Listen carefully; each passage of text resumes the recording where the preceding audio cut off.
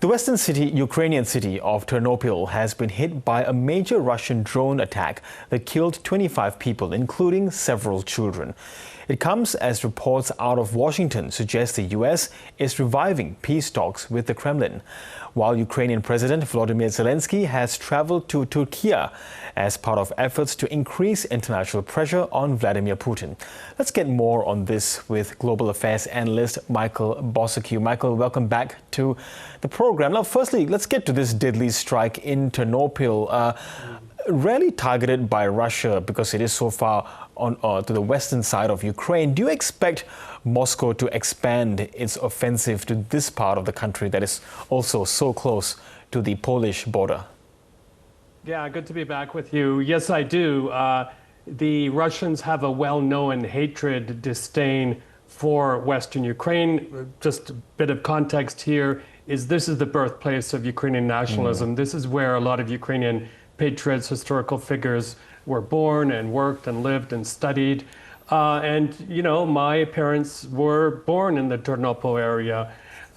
Millions of Ukrainian diaspora members, including many, many from Australia, actually trace their roots back to this area. So the Russians know exactly what they're doing. They've long wanted to eliminate this area of Ukraine. We now know they have the range and the strike capability to do it. And it also complicates things very, very much for Ukraine in the sense that amid a severe manpower shortage, this could encourage more Ukrainians to leave Ukraine, but crucially, it may be another deterrent for Ukrainians not to come back, those millions that fled at the start of the war, because a lot of people now think there's no inch of Ukraine that is actually safe. Yes, and do you think this was also I suppose, a deliberate attack that would send some sort of a warning or angst towards Poland? And how far do you think, Vladimir Putin will want to push Poland?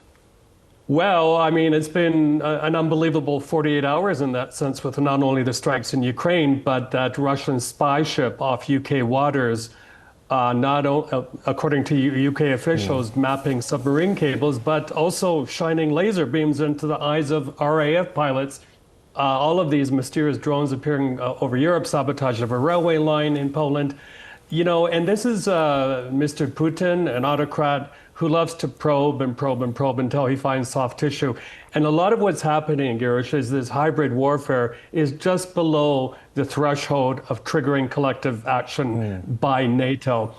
But you know what? I think the time is long since passed where NATO should respond to a point where Russia will not do these things anymore. It's really regrettable how weak Europe and NATO look at the moment. It's, off the back of decades of bad decisions in terms of European defense and not investing enough. Yes, Michael, as this is happening, there are efforts out of the U.S., reports out of the U.S. that Washington and Moscow are working on a peace plan for Ukraine, but once again, excluding Ukraine and its allies in Europe. What do you believe is happening behind closed doors?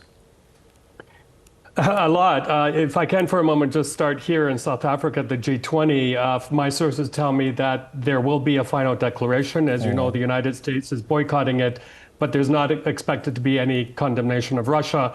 We'll be lucky if we see even mention of the word Ukraine in the declaration. This is despite a lot of lobbying by civil society here. As for what's happening in America, it's pretty disgusting if you ask me.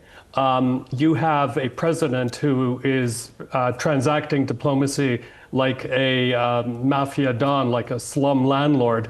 And if we're to believe reporting by reputable outlets like Politico, the Americans feel they have Ukraine in a corner, not only with the bad developments, the developments not in favor of Ukraine on the front line, but also this widening corruption scandal. And as your report earlier said, I mean, they seem to be going for the max, but on Russia's terms, including restraining the size of the Ukrainian army, probably insisting Ukraine doesn't join NATO. And very, very importantly, of course, is the territory Russia has seized. They're going to hold on to it. Things are not looking good for the Ukrainians right now. They're looking, in fact, very, very bad. Yes, and I wonder if Zelenskyy is desperate to look at leadership from elsewhere of sorts, because he's meeting with Turkiye's President Recep Tayyip Erdogan. What do you think Turkiye might be able to offer Ukraine? Sure. Because they do have fairly good relations with Russia as well. Yeah. Well, first of all, the Americans should butt out of this process because they failed many times and they've given Putin an unbelievable stage in Alaska and elsewhere. As for the Turks, they have a long track record at very successful brokering of talks between Russia and Ukraine, including exchange of POWs. They have huge investments in Ukraine. Of course, they're very, very concerned about Black Sea security. And also, many people don't know this, but the Turks have minority groups in Ukraine, which they're looking out for as well. So you take all of that together, and I think Turkey is the one to take the lead in this. Mr. Erdogan is a unique individual in the sense that he has both Mr. Putin and Mr. Zelenskyy on speed dial. But one more quick thing here, Girish. I mean, I was just in Turkey. I was in Qatar, and as you can see now, I'm in South Africa, recently in Thailand.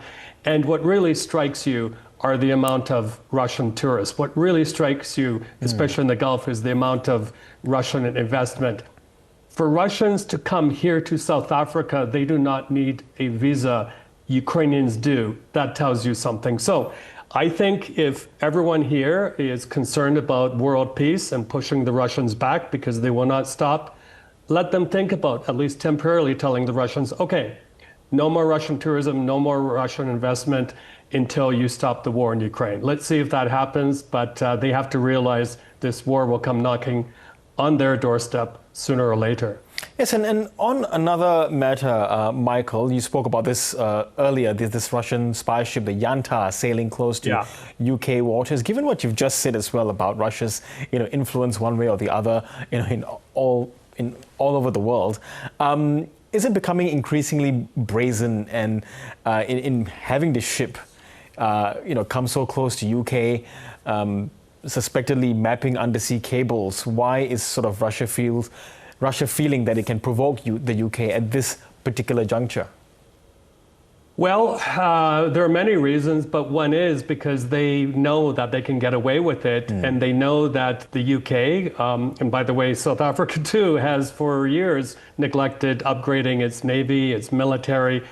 There's a joke going around in the United Kingdom that you could fit the entire UK Defence Forces in Wembley Stadium.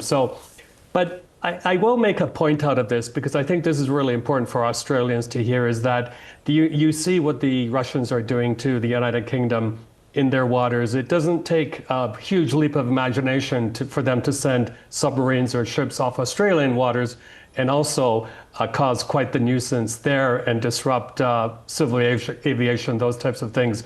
It makes me sad, and I know it makes my friend Vasyl Miloshchenko, the Ukrainian ambassador to Australia, sad that Australia really, really lags behind. It's one of the stingiest donors to Ukraine. Ukraine is begging for ammunition from Australia. It's not coming for some reason. But again, just because you're way out there in the Pacific doesn't mean you're immune to Russian antagonism and other nefarious activities from them. Okay, well, a message for those in power here. Michael Bociurkiw, really appreciate your analysis as always. Thank you very much. My pleasure. Thank you.